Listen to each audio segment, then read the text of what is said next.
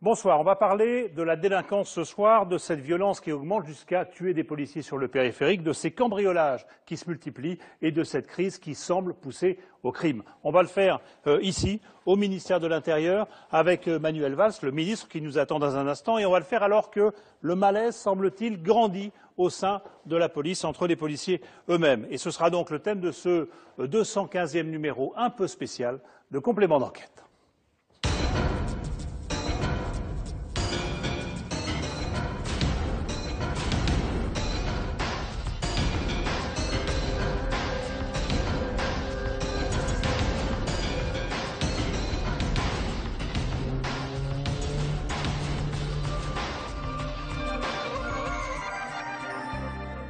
Monsieur le ministre, bonsoir. Merci de nous recevoir dans votre bureau ici, Place Beauvau, pour ce complément d'enquête un peu spécial. Alors, on va regarder ensemble différents reportages. On va regarder un reportage sur le quotidien du commissariat du 18e. C'est l'un de ces commissariats où vous avez installé une de vos zones de sécurité prioritaire. On essaiera de comprendre aussi pourquoi les cambriolages augmentent, notamment en province, dans les zones gendarmerie. Et puis, on s'intéressera à ces retraités, ces papis flingueurs ou ces papis dealers qui sont, semble-t-il, poussés dans la délinquance par nécessité. C'est comme ça qu'on dit. Mais d'abord, un mot, avant de voir le premier reportage, sur cette situation ici. Qu'est-ce qui vous a le plus frappé en arrivant dans ces fonctions-là? C'est quoi? C'est le rythme, c'est l'imprévu, c'est l'imprévisibilité des choses? C'est bien sûr le ministère de l'événement, des faits, du terrorisme qui a frappé la France et qui reste évidemment une menace très élevée. Mais ce qui me frappe d'abord, c'est que c'est un ministère où on sent encore, c'est important de le dire, la présence de l'État tel qu'on l'imagine, de l'État qui doit protéger notamment les citoyens, mais c'est aussi l'État des préfectures et des sous-préfectures, incarné donc dans le territoire. Oui, c'est le ministère régalien, c'est le ministère au fond que je définis comme celui de l'ordre républicain, qui pour moi est totalement lié au progrès social, parce qu'il n'y a pas de lutte contre les injustices, il n'y a pas de progrès social sans cet ordre républicain. Et avec une pression quotidienne. Alors on va regarder un premier reportage, il est signé Yvan Martinet, David Dameda et Michael Bozo. On a appelé ça des flics dans la zone, tout simplement parce que la zone, c'est la fameuse ZSP, la zone de sécurité prioritaire. On regarde.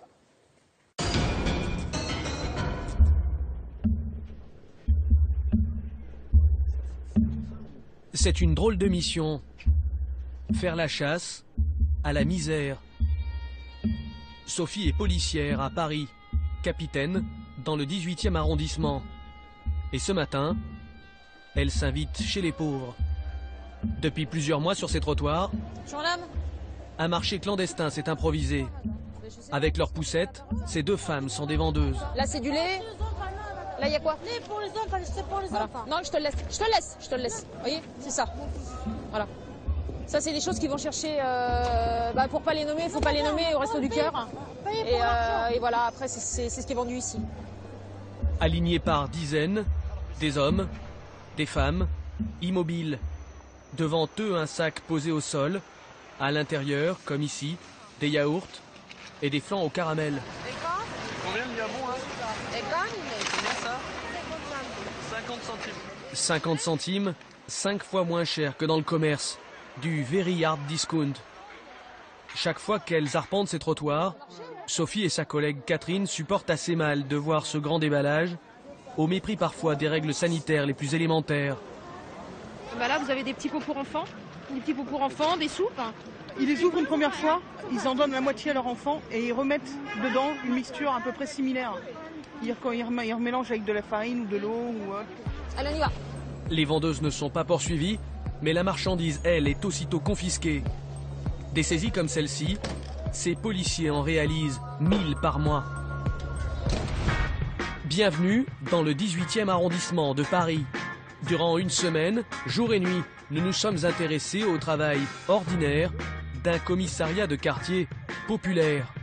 Mais si, tu vas y aller. Tu vas y aller, là.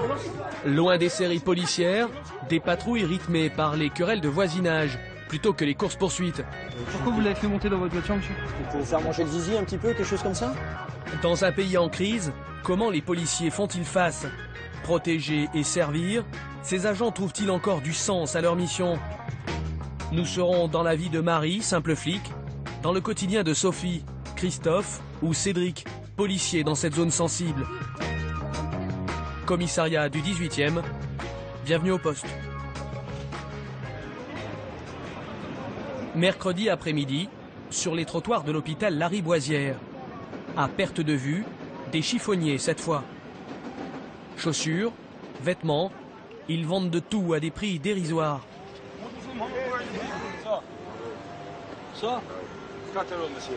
4 euros. Un peu d'argent à gagner ou toute la marchandise à perdre si Sophie le décide, au hasard des candidats. C'est fini, madame. Allez. C'est fini. Est-ce que là, il y a vraiment une nuisance, là? Moi, si j'habitais ici, ouais, ça me gênerait. Donc je me mets à la place des gens qui habitent ici, qui payent des taxes locaux, des impôts locaux, des taxes foncières, et qui, quand ils descendent dans la rue, voilà ce qu'ils ont dans chez eux, quoi. Je veux dire, c'est dégradant pour le quartier, c'est dégradant pour l'image d'un arrondissement, c'est dégradant pour la France, quoi. À 39 ans, Sophie a le grade de capitaine, après 15 ans de maison. Les raids contre les vendeurs à la sauvette, ce n'est pas ce qu'elle préfère.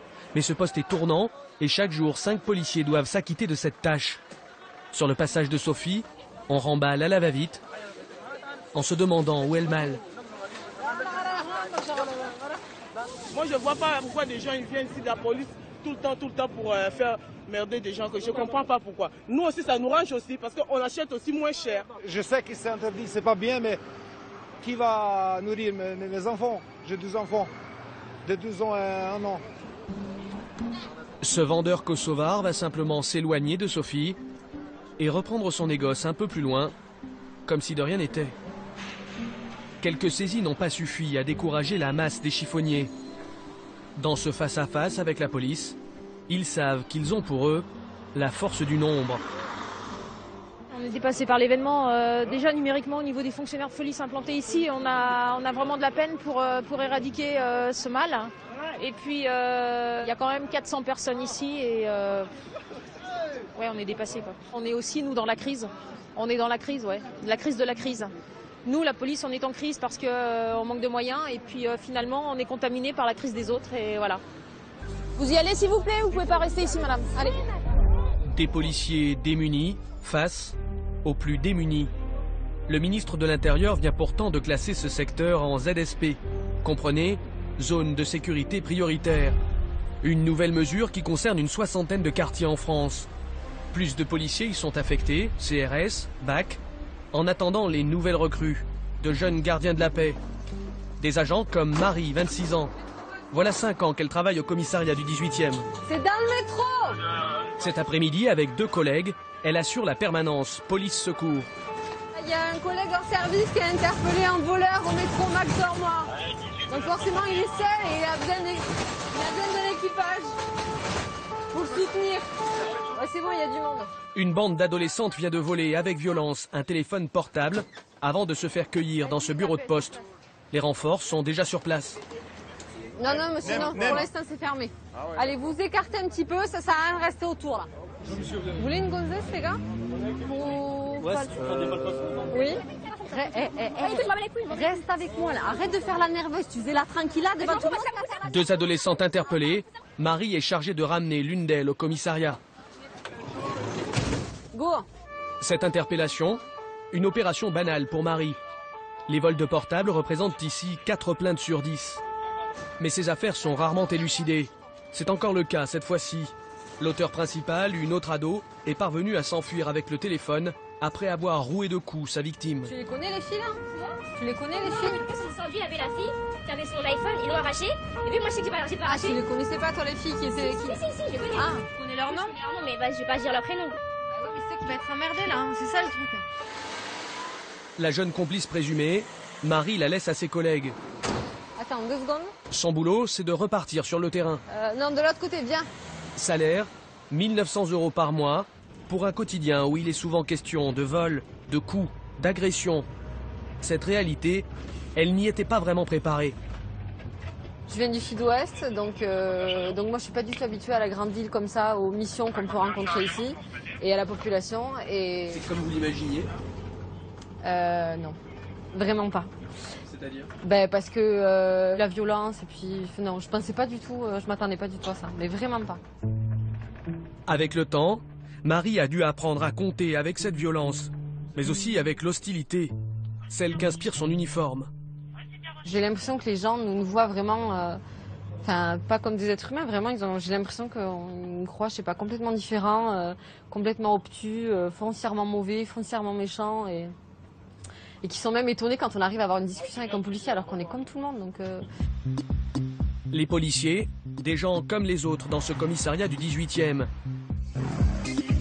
Une ruche ouverte H24, un bureau des plaintes toujours plein, 73 caméras pour quadriller le quartier et 600 policiers, dont à notre grande surprise, la majorité souhaite rester anonyme.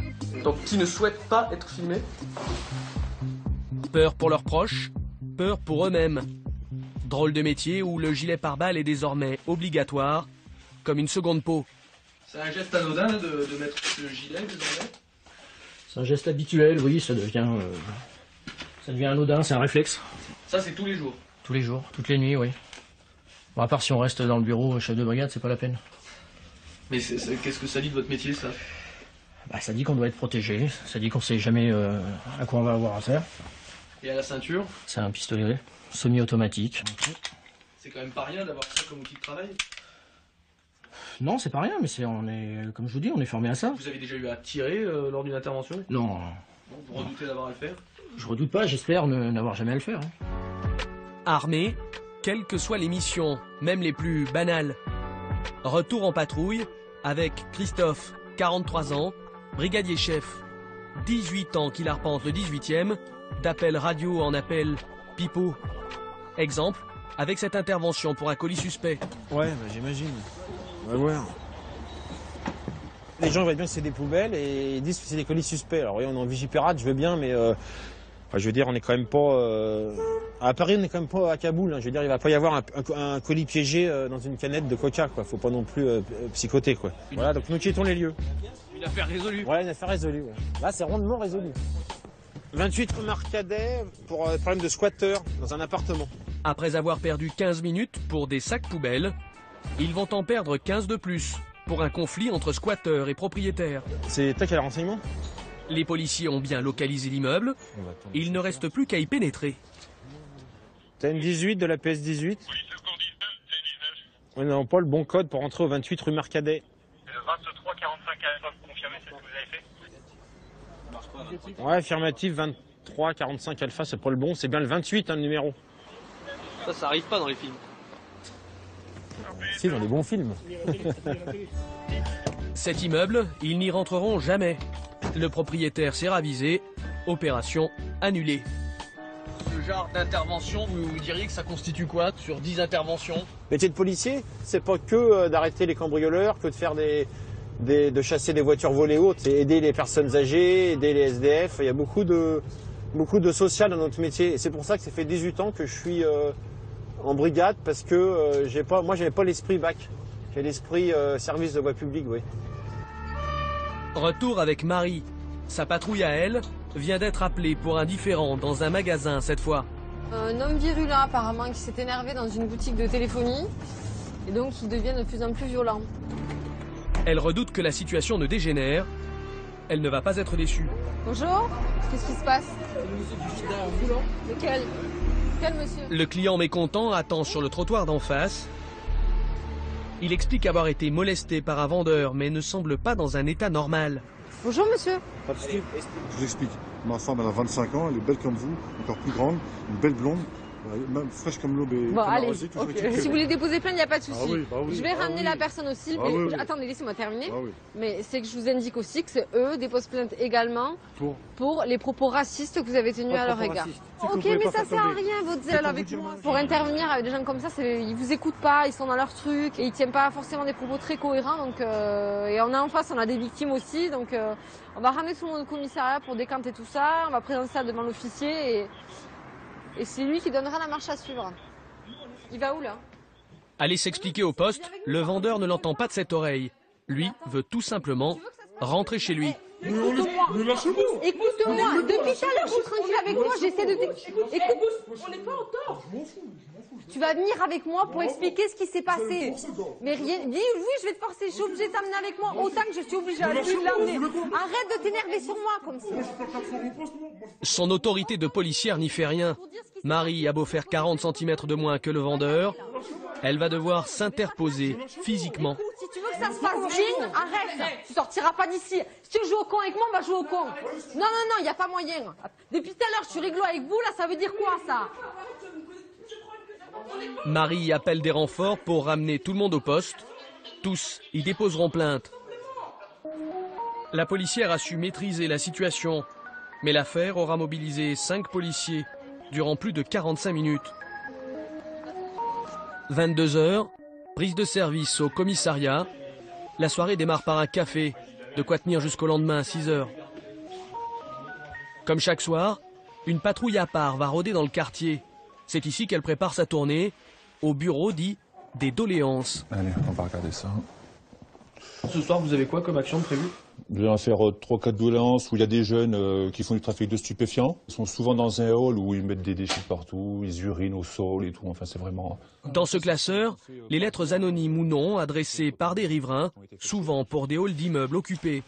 Je rentre chez toi si je veux, et la meuf, elle, je vais m'en occuper, et toi, je sais où te trouver. C'est ce type de voilà. qui vont motiver tout à fait. ce soir. Tout à fait, voilà. Ce soir, en gros, vous répondez aux demandes des gens.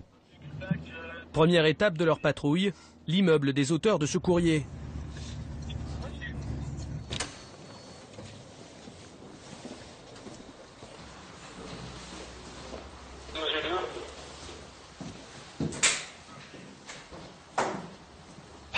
Ils ont entendu des voix, ils sont partis voir celle des gens. Et effectivement, au 5e étage, ses collègues retrouvent 2 individus. Allez, jeune homme, venez là, sortez les mains des poches. Mets-toi là. Levez les mains des poches. Ils ne vivent pas là, voilà. Mais sont des habitués de cette cage d'escalier. T'as des trucs sur toi? Sur ce que t'as dans les poches là. Levez les mains des poches. Bon, je vous avais dit, je voulais plus vous voir ici, les gars. C'est pas la première fois qu'on se croise en plus. Que si je viens ici, c'est parce que les gens se plaignent. Le bordel. Sur le même palier, l'un des agents vient de retrouver une barrette de résine de cannabis abandonnée. Ça, je pense que ça personne. Hein? Comme d'habitude, de toute façon. Si la prochaine fois, ça, je dis que c'est vous. N'importe un des deux, je prends au pif. Et je ramène en garde à vous, d'accord? Vous revenez plus, hein, ok? À quelques rues d'ici, Cédric, lui, consacre sa nuit à la lutte contre le racolage. Dans le 18e, les adresses sont toujours les mêmes. On aura une grappe sur le terre-plein central, au feu auquel on arrive. Parce qu'il y a des aérations de métro qui leur donnent de l'air chaud, qui permet de garder le magasin à bonne température. Pardon. Bonjour mesdames. Blagués à défaut d'interpeller, ils ne peuvent de toute façon intervenir que sur flagrant délit, quand ces filles montent à bord des véhicules. Ce qui n'empêche pas les contrôles d'identité entre 2 passes. Bonsoir, c'est la police.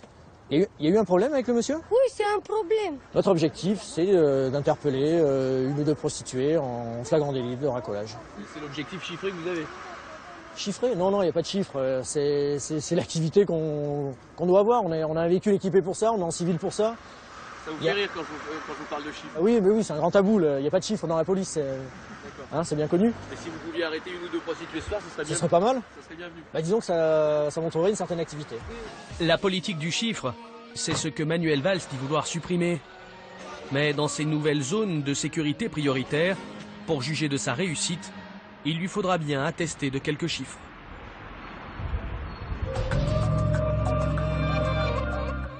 Voilà pour ce reportage d'Yvan Martinet et de David Dameda. Et on est donc bien sûr toujours ici avec vous, Manuel Valls.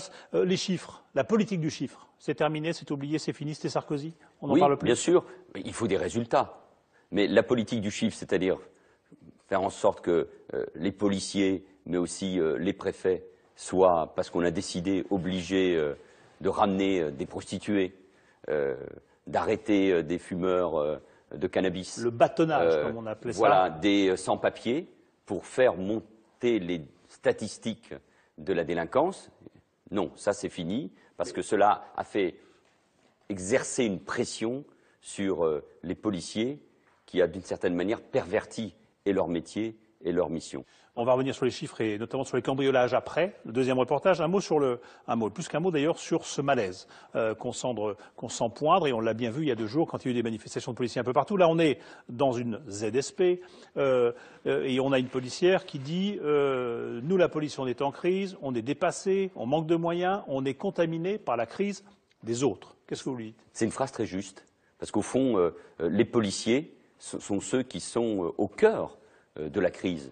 Et aussi sont face au visage le plus sombre de la société, de l'humanité, et les hommes et les femmes. Ils arrêtent des délinquants, ils font face à cette violence qui ne résulte pas seulement de la crise économique et sociale. Ça serait trop facile, il ne faut pas chercher les excuses, mais en même temps, on l'a vu dans ce reportage, c'est aussi une réalité. Et moi, je rends hommage à ces femmes, à ces hommes, souvent très jeunes, expérimentés, qui font un boulot tout à fait extraordinaire. Leur morale, comment vous l'évaluez? Parce qu'on a vu il y a 2 jours ces obsèques, ces 2 policiers tués sur le périphérique, on a vu l'émotion, on a vu des manifestations un peu partout, et on sent bien qu'il y a effectivement un malaise. À quoi vous l'attribuez? Eux, ils parlent des moyens, de l'image, de la hiérarchie qui les écoute pas forcément, du respect. C'est quand même étonnant. Il y a un peu de tout cela. Il y a le fait qu'on a supprimé beaucoup de postes au cours de ces dernières années. Ça n'explique pas tout, mais plus de 10 000 postes de policiers et de gendarmes ont été supprimés. 3 000 étaient prévus encore en 2013. J'ai décidé d'arrêter cette hémorragie. En plus, nous allons créer 500 postes supplémentaires de policiers et de gendarmes par an. De vrais policiers, ce n'est pas des adjoints de sécurité? Il peut y avoir des adjoints de sécurité, mais qui ensuite passent les concours et qui rentrent dans la police. Mais en tout cas, dans les zones de sécurité prioritaires, il y a et il y aura de vrais policiers et de vrais gendarmes, les plus expérimentés, pour s'attaquer à cette délinquance qui gangrène nos quartiers. Mais il y a sans doute un problème aussi de relation avec la population. Et les policiers... On voit dans le sujet, la plupart des policiers, maintenant, quand on tourne dans les commissariats, demandent d'être floutés.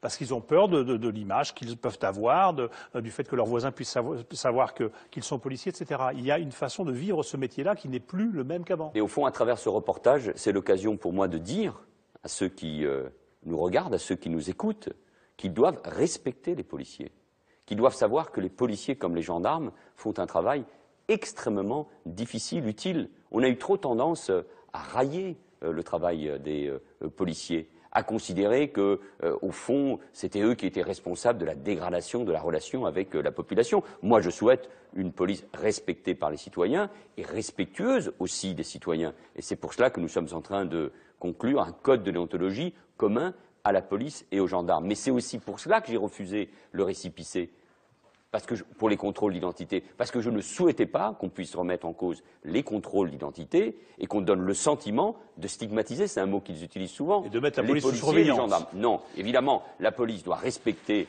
les règles de la République, la loi. C'est l'une des raisons pour lesquelles j'ai dissous la BAC Nord de Marseille, parce qu'il y avait à l'évidence des policiers qui ne respectaient pas. J'allais vous en parler, parce que l'image, c'est ça, c'est des policiers qui se font tuer sur le périphérique, de la BAC, c'est des policiers de la BAC aussi qui basculent peut-être côté ripou, mais que vous réintégrez dans la police. Mais c'est normal, parce qu'on respecte une décision de justice. La justice n'a pas décidé qu'ils n'avaient pas le droit de travailler. Ces policiers qui font l'objet... C'est pas un message un peu bizarre à envoyer que de dire vous pouvez exercer votre métier alors qu'on se demande si vous n'êtes pas... Il faut respecter et la présomption d'innocence et les décisions de justice. Ces policiers qui ont, à l'évidence, fauté, continuent de travailler, mais pas dans une brigade anticriminalité et pas dans les Bouches du Rhône. Et ensuite, la justice décidera évidemment de leur sort. Mais ce n'est pas l'attitude de quelques policiers qui doit jeter l'opprobre sur l'ensemble de la police et de la police française, qui fait un travail tout à fait extraordinaire pour rétablir l'ordre républicain et pour faire en sorte que notre pacte social, qui est déjà martyrisé par la crise économique, tienne le choc. Je dis ça parce que cette image-là et cette affaire de la BAC de Marseille a marqué les esprits. D'où cette décision unique, c'est la première fois. Cette décision unique que j'ai prise, c'est la première fois que l'on dissout ainsi une unité dans sa globalité. Parce qu'il y a eu incontestablement des faits graves. Alors, toujours sur ce moral, un sondage, c'est pas un sondage d'ailleurs, c'est une étude faite par le CNRS pour le syndicat Alliance, mais qui est assez intéressante quand même, puisque selon cette étude, il y a 76% des policiers qui sont fiers d'appartenir à la police, quand même. Mais il y en a 90% qui pensent que la police ne se soucie pas de leur bien-être. La hiérarchie. Il y en a 85% qui estiment que la justice discrédite leur travail en relâchant systématiquement les délinquants. Et il y en a 10,6% qui se disent au bout du rouleau. Deux questions. La violence, d'abord. Est-ce qu'il n'y a pas une espèce de violence qui monte dans la société qui est assez difficile à contenir et qui maintenant est très inquiétante? Et puis, cette espèce de rapport avec la justice, la violence. D'abord, cette étude a été faite en 2011 et début 2012. Ça veut bien dire que le mal vient de loin, il est profond. Ensuite, moi, il y a des chiffres qui me frappent. Le nombre, par exemple, de policiers ou de gendarmes qui se suicident. Ça veut bien dire que c'est l'expression d'un malaise. Et puis, vous avez raison. Dans la société, il y a depuis des années une contestation de l'autorité.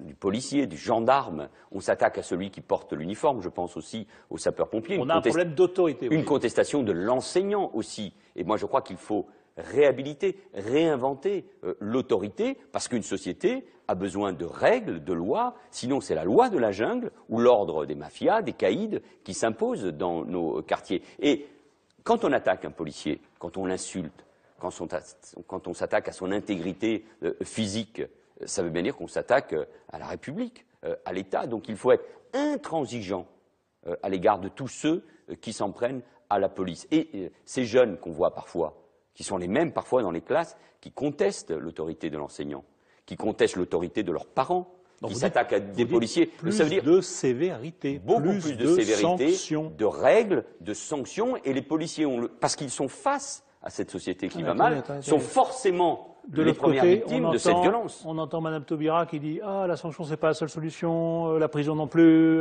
Non, on a l'impression que la culture de l'excuse a remplacé la notion de punition. Je cite là quelqu'un qui fait un livre qui est un peu contesté, qui est Laurent Oberton, qui s'appelle « La France orange mécanique ». Est-ce que c'est ça? On a besoin de la règles. Gauche renoue avec cet angélisme-là? Et c'est aussi pour cela que je suis ministre de l'Intérieur. Une réforme pénale est évidemment nécessaire. Les tribunaux sont surchargés.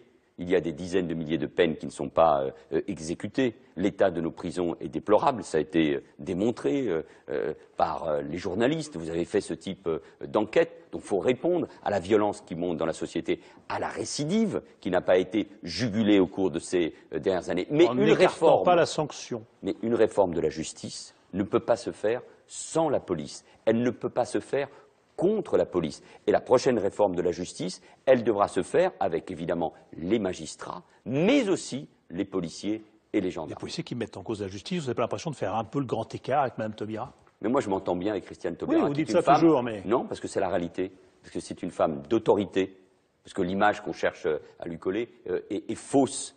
Et il y a eu une conférence de consensus qui fait un état de la situation, mais il est hors de question, entendez-vous bien, hors de question de renoncer à la sanction, à la sévérité, à l'exemplarité de la peine. Et moi, je souhaite une justice qui prévienne mieux, qui punisse mieux. Et aujourd'hui, dans l'état où nous nous trouvons, avec cette crise, avec cette violence que vous décrivez, qui remonte depuis des années, les violences aux personnes augmentent depuis 30 ans, ça veut dire qu'il ne faut pas uniquement des lois ou des discours, mais ça veut dire qu'il faut que la loi de la République s'applique. Et avec moi, comme ministre de l'Intérieur, c'est la fermeté et la protection notamment des policiers qui font un travail admirable et qu'il faut soutenir face à cette violence. Et donc pas question de vider les prisons. Bien sûr. Alors, on va justement enchaîner avec un reportage sur les cambriolages. Et là, on s'est beaucoup étonné de voir ce que donnaient les chiffres. On les recitera tout à l'heure sur ces cambriolages qui augmentaient déjà avant. On y était allé dans Lot-et-Garonne il y a un an. On avait constaté qu'effectivement, ça n'allait pas fort, notamment dans le centre-ville où les commerçants se faisaient beaucoup cambrioler. Zoé de Bussière, Thomas Auro, Antoine Husser et Vincent Buchy sont retournés dans cette localité du Lot-et-Garonne. Et vous allez voir, ça ne s'est pas amélioré.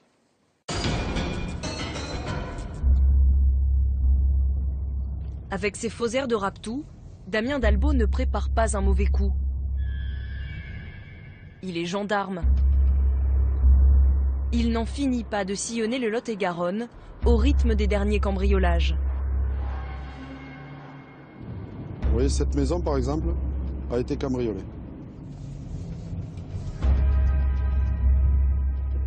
Là, je vais vous montrer un peu plus haut, il y en a eu 2 ou 3 en suivant. Là. Alors, ici, là, à droite, cette maison. Il y en avait une autre ici, vous allez voir un peu plus loin. Après, vous avez celle-là, celle-ci, là, qui est ici. Nérac, Pont-du-Casse, Aubiac, 13 vols en quelques semaines dans un rayon de 20 km. Il y a quelques années, le rythme des cambriolages s'est soudainement accéléré. À mon sens, il y en avait moins. Maintenant, bon, enfin, on dirait qu'il n'y a plus de limite. Lors d'une perquisition, nous avons trouvé un brouilleur GSM. Ça sert à quoi ça? Cela permet de brouiller les alarmes qui sont reliées à une télésurveillance. Le dernier cambriolage de Pont-du-Casse a eu lieu chez Christelle. Le 25 janvier, elle s'absente une petite demi-heure pour accompagner son fils à l'école. À son retour, elle trouve la baie vitrée grande ouverte. Ils sont rentrés par là, c'est ça? Oui. Une effraction en plein jour, en 30 minutes chrono, et le chien n'y a rien changé. A priori, c'est des gens qui passent dans les quartiers. Ils viennent sonner chez vous. Si personne ne répond, voilà, ils vont faire le tour. Ils vont essayer de rentrer par une porte forcée. Une par une, toutes les pièces de la maison ont été visitées. Je suis arrivée dans la chambre et sur la chambre, il y avait tous les bijoux, tout de déballé. Donc c'était dans la boîte à ma grand-mère. Des bijoux fantaisie, sans aucune valeur marchande. Connaisseurs, les cambrioleurs ne les prennent pas. Dans le salon, il y avait tous les ordinateurs. Mon fils qui avait son téléphone portable et son petit ordinateur, il n'y avait plus rien. Du matériel informatique léger, facile à emporter. Et c'est dans la salle de bain qu'ils finissent par trouver ce qu'ils sont venus chercher. Voilà, bon, ils avaient ouvert tous les placards et tous les tiroirs. Ils ont vu vite fait qu'il y avait des produits, mais derrière la porte, il y avait un meuble avec des bijoux de valeur, une chaîne avec des bouts d'oreilles, après une autre chaîne en or avec un petit diamant et une bague. Voilà. Et ensuite, de l'or, c'est ce qui se vole le plus. En quelques minutes, les cambrioleurs ont dérobé plus de 10 000 € de matériel et de bijoux. Quelques instants plus tôt, en rentrant chez elle, Christelle a croisé deux jeunes hommes qui marchaient à vive allure le long de la route. Elle fait immédiatement le rapprochement, reprend sa voiture et les rattrape un peu plus bas. Je me suis arrêtée, je leur ai dit « Pardon messieurs, est-ce que vous habitez dans le coin ?» Ils me répondent « Oui ». Ils me demandent pourquoi je leur pose cette question-là. Je leur ai dit « C'est simple, je vais vous prendre en photo puisque je viens d'être cambriolée ». Les deux hommes prennent alors la fuite. Mais Christelle n'abandonne pas la poursuite. Elle veut absolument les identifier, quitte à prendre des risques. C'est un peu dangereux tout ça quand même. Oui, c'est ce qu'on m'a dit. C'est vrai que j'ai pas trop réfléchi. J'étais vraiment en colère. Voilà. Mais elle ne les rattrapera pas. Le Lot-et-Garonne est l'un des départements français où le nombre de cambriolages a le plus progressé. Nous étions déjà venus filmer en 2010. À l'époque, les cambrioleurs ciblaient avant tout les commerces en centre-ville. En quelques semaines, une demi-douzaine de magasins avaient été visités. D'abord le bureau de tabac, 5 000 € dérobés. Puis le salon de coiffure pour du matériel professionnel. Le coffre-fort de cette pizzeria ensuite. Et enfin, chez cette opticienne, les voleurs ne laissent pas une paire de lunettes en rayon. Vous êtes arrivé le matin, il n'y avait plus rien? Il n'y avait plus rien. Il n'y avait plus rien. Le présentoir était vide. C'est votre outil de travail, c'est 35 ans de vie. Et puis on se demande comment on va rebondir. Une vitre brisée, 120 000 € de marchandises dérobées et un goût de déjà-vu. La propriétaire avait déjà été victime d'un vol quelques années plus tôt. La méthode des cambrioleurs l'avait alors choquée. Alors lors du premier cambriolage, en fait, ils ont cassé un mur et ils sont arrivés dans les toilettes du magasin. Et ils ont fait ce trou-là. Voilà, il y avait un trou. À la demande de son assurance, la commerçante s'équipe. Son magasin devient un bunker. Alarmes, fumigènes, système de vidéosurveillance, des moyens de protection dont se sont dotés la plupart des commerçants de Marmande. Les malfaiteurs changent alors de cible et le nombre de vols ne baisse pas, au contraire. En 2011, on compte 30% de cambriolages en plus dans le département. Mais cette fois-ci, ce sont les maisons isolées qui sont visées. Pour tenter d'enrayer le phénomène, les gendarmes du Lot-et-Garonne ont créé il y a un an un groupe spécial, le GELAC. Bonjour Stéphane. Auquel appartient Damien Dalbeau, qui travaille sur le vol commis chez Christelle. Bon, je te rends compte. Alors on est allé contrôler cette officine, suite au cambriolage. Il y a quelques années, l'enquête ne serait pas allée bien loin, faute de moyens. Voilà. Désormais, rien n'est laissé au hasard. Relevé d'empreintes et de traces ADN, et photos systématiques des lieux.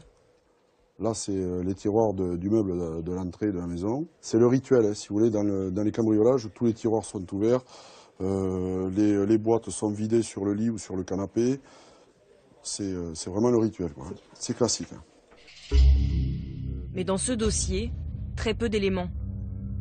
Une marque de pas sur le sol, peut-être une trace de doigt sur une voiture, rien de bien probant. Le patron du groupe cambriolage repart à la pêche aux renseignements. À quelques centaines de mètres de chez Christelle, une habitante aurait vu quelque chose d'important. Bonjour madame, la gendarmerie. Oui. Vous avez dit que vous aviez des choses intéressantes. Intéressantes, non. Vous avez vu 2 jeunes? Oui, c'est-à-dire que le jour où il m'en a parlé, ouais. j'ai vu 2 jeunes gens là descendre, l'un en blouson bleu, ouais. L'autre avec un blouson blanc, ouais. Cheveux coupés très courts. D'accord. C'est tout, c'est vraiment... J'ai pensé à ça tout de suite quand... Au niveau des âges, est-ce que vous seriez en mesure de donner à peu près un créneau je les ai vus de profil. De profil, oui. Oui, entre 20 et 30 ans peut-être. Ouais, voilà. Plus jeune, plus vieux? Ça, je peux pas être catégorique. Non, vraiment. Vous les avez déjà vus dans le coin? Et non, justement, j'ai... C'est ce qui vous a... Et oui, ça m'a alerté. Je me suis dit, tiens, c'est la première fois que je vois ces jeunes gens. Dans quelques jours, cette voisine devra se rendre à la gendarmerie pour identifier des photos d'éventuels suspects. Ce jour-là, pour un simple cambriolage, ils ont interrogé plus d'une dizaine de voisins. Depuis la création du groupe, les gendarmes ont interpellé 55 personnes, toutes présentées à la justice. Et leur plus grand succès, ils les ont obtenus grâce à leurs collègues de la police scientifique. Bonjour Stéphane. Bon, donc ces objets qu'on a découverts dans le canal. Ce matin, l'adjudant Oudinot doit relever des empreintes sur ces objets, retrouvés au fond du canal du Midi, dans le coffre d'une voiture volée. Là voilà, on distingue des traces partielles. Dans le passé, il intervenait principalement sur des scènes de crime ou des braquages avec violence. À la révélation, on verra si ça ressort plus, mais... Aujourd'hui, on le sollicite également sur les petits cambriolages des particuliers. Ici, là. Il y en a une ici, il y a un petit morceau là. Toute personne qui commet un cambriolage laisse toujours une trace de son passage. Donc voilà, tous ces objets ont été manipulés. Il y a moyen de réaliser des prélèvements pour rechercher l'ADN. Ça, c'est faisable. Ils sont surpris, les victimes de cambriolage, quand vous leur dites on a retrouvé des empreintes, on a retrouvé qui c'est? Oui, ils sont surpris. Surpris de nous voir déballer notre arsenal. Pour eux, ça requiert normalement une autre compétence et un autre cambriolage. Mais ils sont surpris, mais oui, agréablement surpris. Des moyens d'investigation dignes de la crime pour faire tomber des voleurs de plus en plus professionnels. Car derrière ces nombreux cambriolages, les gendarmes ont découvert des bandes organisées qui sévissent à une échelle quasi industrielle. Il y a un an, un réseau tentaculaire est tombé. Ce matin-là, le GIGN arrête 32 personnes soupçonnées d'avoir commis des centaines de vols dans le sud-ouest de la France. Dans cet appartement près de Pamiers, l'un des chefs du réseau, un certain Zourab. Sur son épaule, un signe distinctif, une croix orthodoxe. Les membres de cette structure hiérarchisée portent un nom, les Vori v Zakonie, ou voleurs dans la loi. Une mafia venue du Caucase qui s'enracine en France depuis quelques années. À Toulouse, c'est le major Spadi qui a dirigé les investigations. 1 an de travail, 13 enquêteurs à temps plein, pour venir à bout d'une structure au mécanisme parfaitement huilé. Donc on a plusieurs équipes de casseurs qui travaillent pour un même chef. Et en fin de semaine, ce petit chef avait un contact avec un chef receleur qui lui, pareil, avait sa structure à lui avec un informaticien qui récupérait par exemple les ordinateurs pour les reformater avec un Windows russe par exemple, qui avait son propre mécanicien et qui avait son exportateur. Du Caucase au contrefort de l'Ariège, une route qu'empruntaient chaque semaine de nouvelles recrues.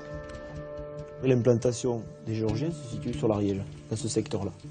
Le chef du réseau était ici, l'exportateur était ici. Vous pouvez faire combien de cambriolages en une journée? À la journée, plusieurs dizaines, on va dire. Tous les jours. Et Malheureusement, il se trouve bien chez nous, quoi. On va dire malheureusement. C'est pas prêt de s'arrêter, en fait. J'ai pas l'impression, non. Je suis pas au chômage encore, hein. Malheureusement. En démantelant le réseau, les gendarmes ont également mis la main sur une partie du butin, précieusement gardée, dans les sous-sols de la gendarmerie. Vous sécurisez autant parce que ça représente beaucoup d'argent? Oui. Il y en a pour combien là-dedans? Je dirais on a plus d'1 million d'euros. 1 million d'euros qui correspond en fait aux objets volés lors des 10 jours précédant les interpellations. Là encore, des ordinateurs, quelques vêtements de marque, mais surtout des bijoux. En fait, chaque dossier comprend des bijoux. Donc on a ici que de l'or. Donc des montres, des colliers, des bagues, etc. Des chaînes.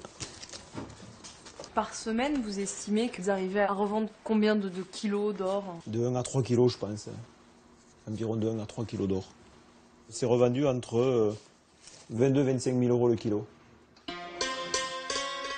La hausse récente des cambriolages en France serait liée en grande partie à l'arrivée de ces mafias du Caucase. Le major Spady est fier d'avoir arrêté 32 voleurs, mais il sait bien qu'un autre réseau a peut-être déjà pris le relais. En attendant le prochain coup de filet, les gendarmes font du bitume, comme ils disent. Ils se montrent. Sur les routes du Sud-Ouest, chaque semaine, une nouvelle opération. Monsieur, bonjour, gendarmerie nationale. Vous présentez la plaque de véhicule, s'il vous plaît, vous coupez votre moteur. Ils contrôlent le moindre véhicule suspect à la recherche d'un éventuel butin. Dans le bâtiment? Oui, tout à fait, construction métallique. Ce jour-là, rien à signaler dans le Lot-et-Garonne. Allez-y, vous pouvez y aller, bonne journée.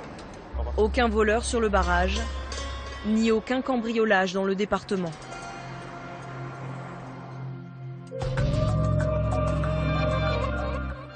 Et voilà pour ce reportage de Zoé de Bussière et de Antoine Husser. Et nous sommes bien sûr toujours ici au ministère de l'Intérieur avec vous, Manuel Valls. Je vais reciter, si vous voulez bien, 2-3 chiffres sur les cambriolages, même si on sait toutes les polémiques qui entourent à chaque fois la publication des chiffres. Chiffres de l'Observatoire national de la délinquance entre 2011 et 2012. Il faut savoir, il y a un chiffre qui frappe, c'est qu'il y a un cambriolage toutes les 90 secondes en France, que ces cambriolages augmentent. C'était plus 4,7% en zone police, comme on dit, et plus 14,7% en zone gendarmerie.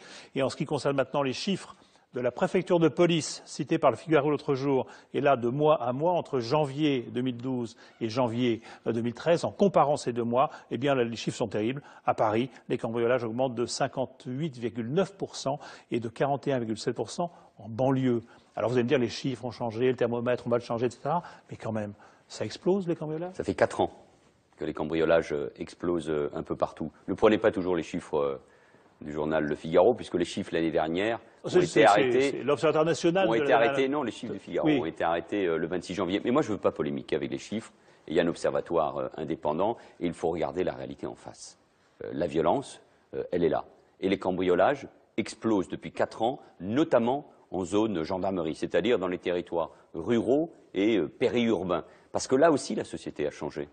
Vous avez eu, au fond, une évolution de la délinquance qui était souvent en centre-ville, qui est allée en banlieue, et de la banlieue vers la campagne. C'est la société où sont aussi ces fameux voleurs de la loi des bandes qui viendraient de l'ex-URSS? C'est à la fois la société, et parce que ces bandes s'attaquent là où il y a plus de facilité. Souvent en ville, on protège davantage les maisons, les appartements. Il y a aussi des cambriolages en ville, je ne le nie pas, bien évidemment. Mais, vous savez, dans des départements, je pense à ce que me disait un gendarme dans le département de la Creuse, les habitants avaient l'habitude de partir le matin en laissant la clé sur la porte. Fini ça. Tout ça est en train de changer. Et il y a des bandes, parce que là aussi, il faut dire les choses clairement, des bandes qui viennent de Tchétchénie, de Géorgie, de l'ex-URSS. Oui, ils viennent maintenant parce que nos frontières sont plus perméables. Parce que nos frontières sont plus perméables, parce qu'on a laissé passer aussi ces réseaux. Donc il faut s'y attaquer à la fois en France et par une coopération européenne et internationale sur laquelle je m'engage très bien. Et il y a des gens comme Bruno Béchiza, qui est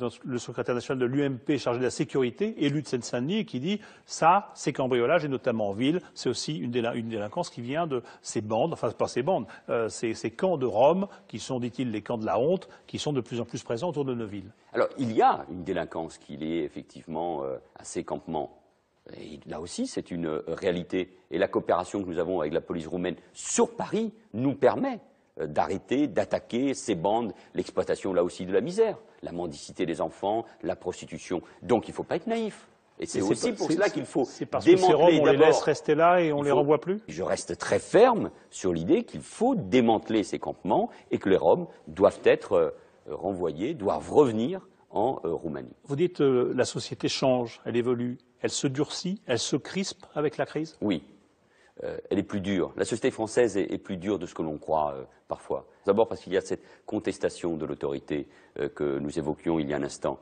Mais il y a aussi le trafic de drogue, les millions d'euros qu'il charrie, le trafic de cannabis qui a pris en otage, au fond, des quartiers, des familles, une partie de notre jeunesse. Et il faut s'attaquer là aussi à ce trafic de drogue. Pas en disant qu'il faut dépénaliser le cannabis. Le président de la République, le Premier ministre, comme moi-même, y sommes totalement opposés. Mais il faut s'attaquer à ce trafic de drogue qui non seulement détruit une partie de notre jeunesse, mais qui aussi organise une économie souterraine et un autre ordre qui est celui de la République. C'est là où la gauche a changé. Et je l'incarne au fond, ce changement, c'est qu'elle regarde la réalité en face et qu'elle s'attaque avec la volonté à la fois de la répression, de la punition, qui sont plus que jamais indispensables dans une société, parce que c'est la condition du progrès social. Plus question d'angélisme, plus question de parler d'un sentiment d'insécurité. S'il y a de l'insécurité, il y a une réalité, traiter. il faut sortir du débat d'une droite qui serait autoritaire et d'une gauche qui serait angélique, on n'en est plus là. Troisième sujet, on va parler justement de ces papy dealers ou flingueurs. Alors bon, ça fait un peu sourire et on a, je dirais pas une tendresse, mais une sorte d'amusement à les regarder quelquefois ces gens-là qui font quand même du deal ou du vol. Ils ont fait de la prison pour ça, on les avait vus il y a un an, on est retourné les voir, ils reconnaissent pour la plupart que ce qu'ils font est grave aussi. La crise sociale ne peut rien excuser. Il manquerait plus, ça serait une insulte faite aux chômeurs, à ceux qui vivent dans la précarité, de considérer qu'ils pourraient être demain des futurs délinquants. La priorité de ce gouvernement, c'est la lutte contre le chômage et la précarité. La pauvreté n'est pas une excuse. La pauvreté n'est pas une excuse et la dignité de ceux qui sont dans cette situation est le meilleur exemple face à ce type de comportement heureusement minoritaire. Merci Emmanuel Valls. Le reportage est signé Nathalie Sapena, Yvan Martinet, Jean-François Monnier et Vincent Gobert.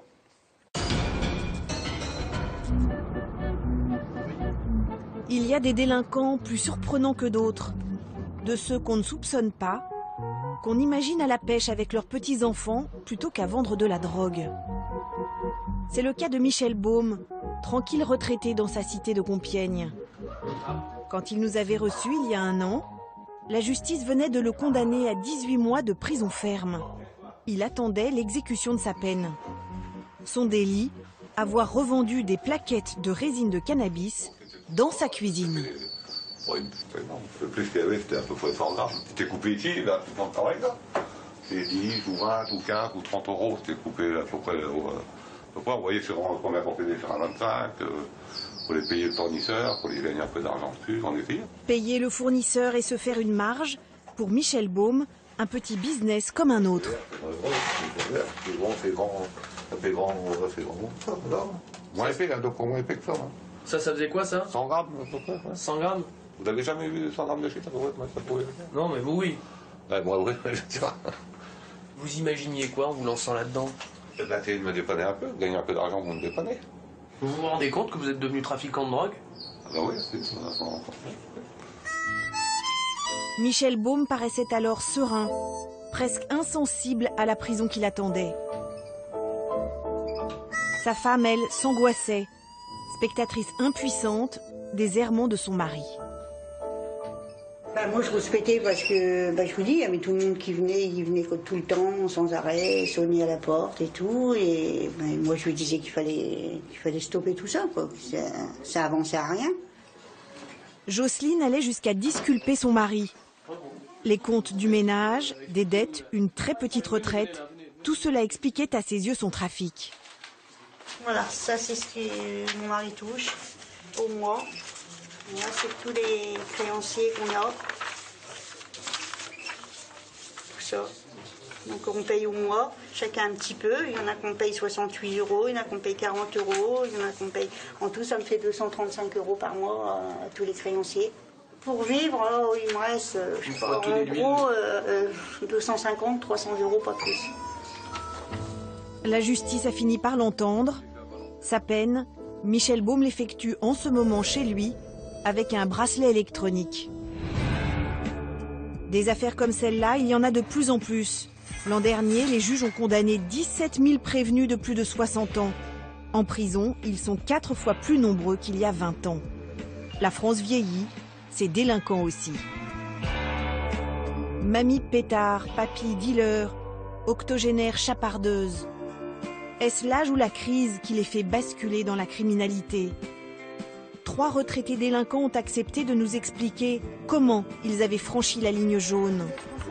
Françoise et Patrick, un couple qui a vendu de la drogue pour payer ses dettes. Il a suffi qu'il y en ait un qui vienne en acheter. Puis je dis, en moins de temps qu'il nous faut pour dire, je dis, ça s'est répandu comme une traînée de poudre. Et puis Claude, auteur de 2 braquages sur des petits commerces. À ce moment-là, j'ai sorti mon arme, puis j'ai dit, ouvrez-moi la caisse. Oui, pas de problème, je vous ouvre la caisse tout de suite. L'année dernière, ils étaient tous les 3 derrière les barreaux. Nous les avons retrouvés à leur sortie de prison. Voici Claude, à l'air libre depuis 1 an, mais toujours sous contrôle judiciaire en attendant son procès. Alors voilà la frontière. Là-bas c'est le Gard, ici c'est le Vaucluse. Ici c'est la liberté, là-bas c'est la prison. S'il franchit le Rhône, il risque le retour en détention. Car la justice lui interdit de se rendre dans le Gard, là où il habite avec sa femme. Claude, 76 ans, un charcutier à la retraite, a la démarche légèrement ralentie à cause d'une prothèse de hanche. C'est un vieux monsieur aux journées vides, apparemment inoffensif. Il n'avait jamais eu affaire à la justice et n'a réalisé qu'après coup la gravité de ses actes. 2 braquages avec un pistolet d'alarme. C'est une grosse bêtise. Une grosse bêtise qui peut vous coûter 20 ans de prison. Et je ne m'étais pas imaginé un seul instant que je pouvais risquer autant. Claude a déjà passé 8 mois et demi en détention provisoire. Il l'a vécu comme une déchéance morale. Ah, qu'est-ce que j'ai pensé de moi, hein, que je valais plus rien. Ouais. J'étais plus que j'étais l'homme respectable. J'arrêtais pas de dire, mais qu'est-ce que j'ai fait? Qu'est-ce que j'ai fait? Pourquoi j'ai fait ça? La même semaine, il braque 2 fois. D'abord une station-service pour 300 €, puis cette supérette. Il est 13 h ce 3 mai 2011, quand il se gare sur la place du village. Il s'est grimé, il a changé les plaques de sa voiture, mais rien ne va se passer comme prévu. À l'intérieur, l'épicier est en train de garnir ses rayons. Il ne prête guère attention à ce curieux client qui fonce sur lui. Il avait une bombe lacrymogène, il m'a pulvérisé le visage. Donc à ce moment-là, j'ai été surpris quand même. J'ai pris un caddie, j'y ai balancé dessus. Lui, il a sorti son arme. Et là, il m'a braqué et il a pris la caisse en même temps. Il était positionné dans ce sens-là, l'arme comme ça, et il prenait les sous là. Voilà. Et ensuite, il est sorti. La porte était ouverte. Il est sorti tranquillement et il a été jusqu'à sa voiture. Vous lui avez couru après, là, non? Oui, j'y ai couru après. J'y ai couru, façon de parler, puisqu'il marchait tout doucement. Claude traverse la rue. Il avait toujours l'arme à la main, il a traversé là. Il grimpe dans sa voiture, toujours poursuivi par l'épicier qui lui casse son pare-brise à coups de manivelle. Claude réussit à démarrer et à rentrer chez lui, avec en tout et pour tout une centaine d'euros. 2 jours plus tard, les gendarmes frappent à la porte. Direction, la maison d'arrêt de Nîmes. C'est à cette époque-là que nous avions rencontré sa femme Viviane dans le village de Roquemaure, guidée par son avocat. Claude est alors incarcéré depuis 7 mois. Viens ici, viens. Bonsoir. Bonsoir. Il vient de fêter ses 75 ans en cellule. Il m'a écrit une lettre. Sa femme est très inquiète. Alors là, je comprends rien de ce qu'il m'a écrit. Hein. Et vous allez voir, il a changé son écriture. Claude n'a jamais connu la prison et visiblement, il n'arrive pas à s'adapter. La lettre est pleine de fautes d'orthographe. Les propos sont incohérents. Il semble perdu. Le stress de son incarcération peut-être, l'effet des médicaments surtout. À 75 ans, Claude a les problèmes de santé de son âge. Dépression, diabète, cholestérol et puis un cancer de la prostate qu'il va falloir opérer pendant la détention. 20 kilos, il a perdu. Combien? 20. Il fait que 75 maintenant. Moi, j'ai dit, tu vas pouvoir tenir. J'ai toujours peur qu'il y ait une... Comme sonne à la porte en me disant que c'est fini pour lui. Mais Claude a tenu.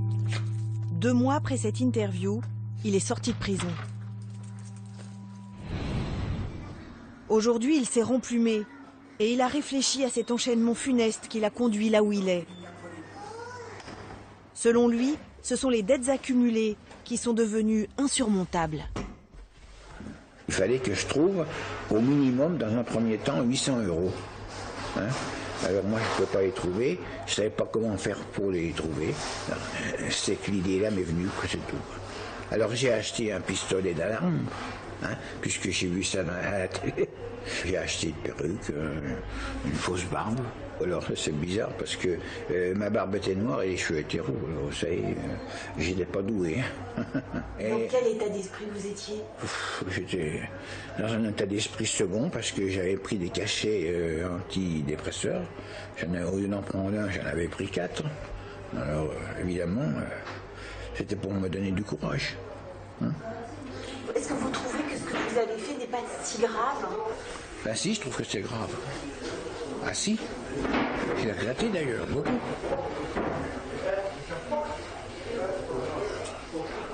C'était fait, c'était fait. J'avais fait ça sur un coup de tête. C'était fait. Je ne pouvais plus revenir en arrière. Alors je me disais, ben maintenant t'as plus qu'à être puni. J'ai accepté d'être puni.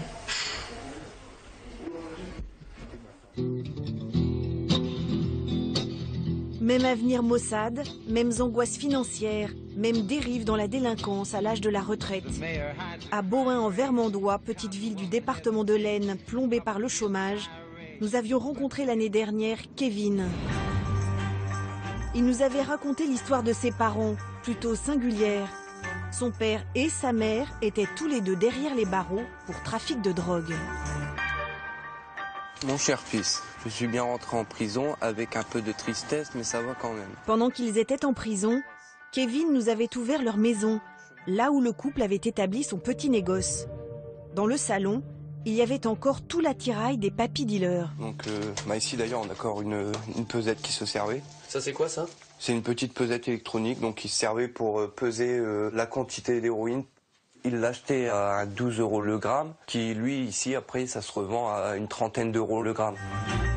La culbute était trop belle, le spectre des dettes s'éloignait. Sur le compte bancaire des époux, l'argent rentrait enfin. C'est l'argent de la drogue. Ouais, l'argent de la drogue. Ensemble dans la délinquance et la prison. Ensemble aujourd'hui dans les rues de Bohain en Vermandois. Les parents de Kevin ont été libérés il y a peu, après plus d'1 an de détention. Dans le couple, Patrick, c'était le convoyeur. 1 ou 2 fois par semaine, il allait acheter la drogue en Belgique, à 200 km de là. Un papy dealer de 62 ans, insoupçonnable, dans son taco hors d'âge. Alors la voiture, elle est là. Avec ça et vos cheveux gris, Ouais, voilà. personne ne se doutait que... Je doutais que j'aurais été pris à la frontière, quoi. Puis j'étais arrêté sur la route, quoi, par les douaniers. Et puis ça se fait souvent, ça. Qu'est-ce qui se fait beaucoup? Bah ça, hein. C'est des tuyaux vieux qui vont aller chercher le machin. Ah bon? Bah oui. Prévoyant, Patrick planquait sa marchandise et son argent à 50 mètres de la maison. C'est là le garage. Dans ce garage spécialement loué pour l'occasion. Vous aviez combien de clients par jour à peu près? Oh, à peu près une vingtaine. Une vingtaine par Ouais, jour? si c'est pas plus. Si je les comptais plus, hein. Tous les 5 minutes, ça frappait à la porte. Allez, viens, Tico. La tête pensante de l'entreprise, c'est Françoise. Quand les revenus du couple s'effondrent, fin des assédiques pour elle, plus de pré-retraite pour lui, il se retrouve avec 600 € par mois pour vivre. La misère. Françoise découvre que la drogue est un marché porteur dans cette commune de 6000 habitants. Donc vous avez vendu quoi? Des héros, directement, ouais, parce qu'on nous avait conseillé de rien vendre d'autre que sur moi, c'est ça qui marche le plus.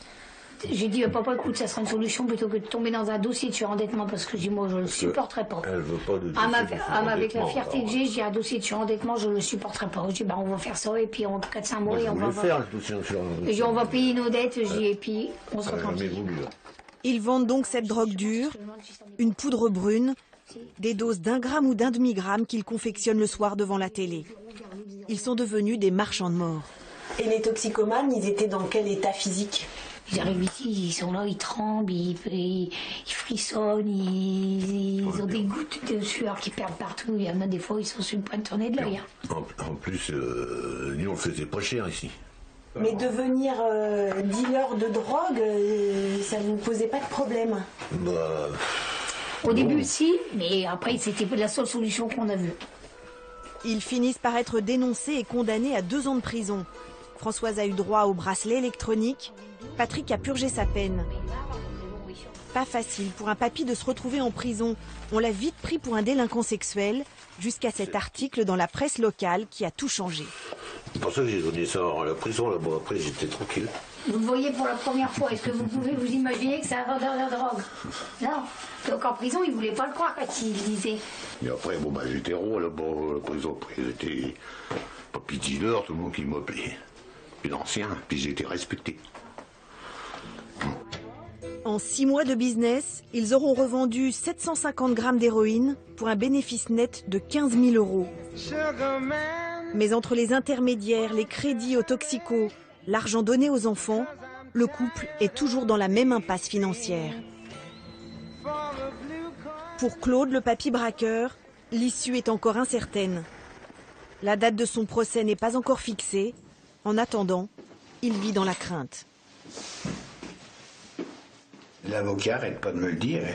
N'oubliez pas que vous pouvez encore retourner en prison. Et c'est ça qui me rumine. Enfin, voilà. Est-ce que ça serait dur à supporter? Ah oui, ça je crois que je ferai la fin de moi. Ça, c'est plus que sûr.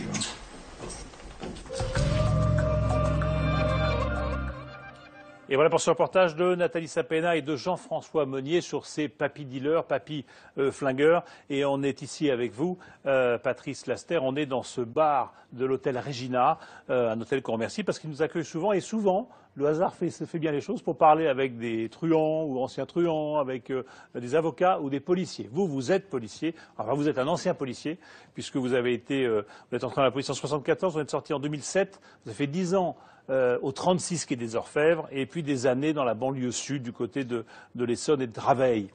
Alors, vous avez écrit ce livre qui s'appelle « Un flic passe aux aveux » chez Lattès, où vous racontez un peu votre vie. Pourquoi est-ce qu'on rentre dans ce métier, puisqu'on parle aujourd'hui du moral des policiers, pourquoi est-ce qu'on rentre dans ce métier, on épouse ce métier de policier? On y rentrait parce qu'on avait le feu sacré. D'autant plus contre les locaux insalubres, les matériels désuets, que ce soit les véhicules, que ce soit les armes, que ce soit les munitions. Il fallait avoir envie. D'ailleurs, même les Américains disaient souvent « Vous êtes les meilleurs flics du monde parce qu'avec rien, vous arrivez quand même à faire des enquêtes et à les sortir. » Bon, et ça a été une surprise, l'une de vos premières surprises en arrivant. C'était ce matériel qui n'était pas à la hauteur de vos attentes, si je puis dire. Et vous dites, on avait aussi peut-être une autre image parce qu'on était au secours du citoyen. Et on a un peu l'impression, c'est ce qu'on disait aussi au début de l'émission et qu'on voyait dans un reportage dans le 18e arrondissement, que peut-être le regard que les citoyens ont sur leur police a changé aujourd'hui. Le regard a changé, oui, parce qu'effectivement, ça n'est plus la même police. Vous savez, avec la crise qu'il y a actuellement, y compris en fonction du chômage, beaucoup de jeunes qui rentrent chez nous sont des jeunes fonctionnaires de police. Je dis dans le bouquin qu'il n'y a plus véritablement de poulets, de flics, qui sont rentrés avec le feu sacré. Là, certains ont vu un peu de lumière dans l'immeuble et sont rentrés. C'est surtout la sécurité de l'emploi qui fait que. Mais ils ont encore malheureusement plus de difficultés que nous parce que les moyens sont encore moindres et les effectifs ont été en constante régression. Est-ce qu'il n'y a pas aussi des comportements qui font que les policiers la regardent de façon différente? On pense bien sûr à l'histoire de la BAC de Marseille, par exemple, où les flics sont devenus des ripoux, etc. Est-ce qu'il n'y a pas eu comme ça des dérives qui sont accumulés, qui font que l'on se demande un petit peu à qui on a affaire en face de soi quand on a affaire à un policier, quelquefois. Oui. Il y a forcément des dérives comme dans toute autre profession, c'est beaucoup plus grave chez nous, parce que effectivement, quand vous trouvez des policiers ripoux, alors qu'on est là pour défendre la loi, c'est quand même grave. Mais quand vous avez des policiers ripoux chez vous, il faut les éliminer. C'est très clair. Mais j'ai quand même beaucoup de doutes sur le fait que la hiérarchie n'en était pas au courant. Parce que quand vous avez un policier ripoux, je peux comprendre, mais quand vous avez 12 ou 15... une BAC, ça devient compliqué. Que le directeur de sécurité publique ne soit pas au courant... À votre avis?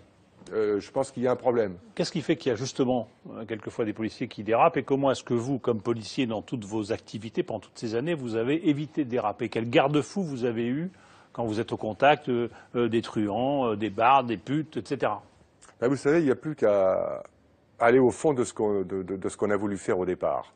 Hein, moi, ça m'a coûté un divorce, mais je ne le regrette pas. On ne peut pas faire d'omelette sans casser les œufs. On faisait 65-70 heures par semaine. C'est vrai que c'était un métier difficile, ça l'est encore, mais ce qu'il fallait, c'était interpeller des délinquants dangereux à l'époque. Maintenant, les délinquants sont encore plus dangereux parce que c'est une violence urbaine qui se fait. C'est pour ça que je dis souvent, pour les jeunes qui rentrent maintenant, il faut avoir une tête solide, bien vissée sur les épaules, carrée, avoir un coffre bien blindé, parce que vous savez, entre les politiques qui vous font de la pression, votre hiérarchie des fois, qui effectivement, elle aussi, par rapport aux statistiques, un certain nombre de choses, vous met pression. Une certaine population qui ne comprend pas votre métier, et parfois même la famille qui ne comprend pas exactement le métier que vous faites, c'est pas évident, c'est pas simple, et c'est la raison pour laquelle certains de nos jeunes collègues parfois se suicident. En tout cas, c'est pas un métier que vous regrettez. Pas du tout. Pas du tout. Merci beaucoup. Merci Patrice Laster d'être venu conclure cette émission avec nous sur cette délinquance et sur ce métier de policier qui n'est pas un métier facile mais qui est un beau métier. Merci à vous. À vous entendre. Alors, je voudrais remercier l'Hôtel Regina encore une fois qui nous a accueillis. C'est pas la première fois, on le remercie bien sûr. Merci à ceux qui m'ont aidé à préparer l'émission, que ce soit Michel Fine, Thomas Auro, Joël Bruandé à la rédaction en chef, Lorraine Servant à la préparation des plateaux, Philippe Lallemand à leur réalisation. Je vous rappelle que vous pouvez nous rejoindre sur les réseaux sociaux, que la semaine prochaine, on va revenir sur ce scandale alimentaire qui n'en finit pas de rebondir. C'est bien sûr cette histoire de cheval à la place du bœuf, de ces barquettes dont on ne sait pas trop ce qu'il y a dedans. Et on s'intéressera notamment à ces fameux traders. Voilà, mais la soirée n'est pas finie. Je vous laisse avec Aïda Touéry et Grand Public. Dès maintenant, pour plus d'infos sur les reportages et réagir sur notre forum, rendez-vous sur france2.fr.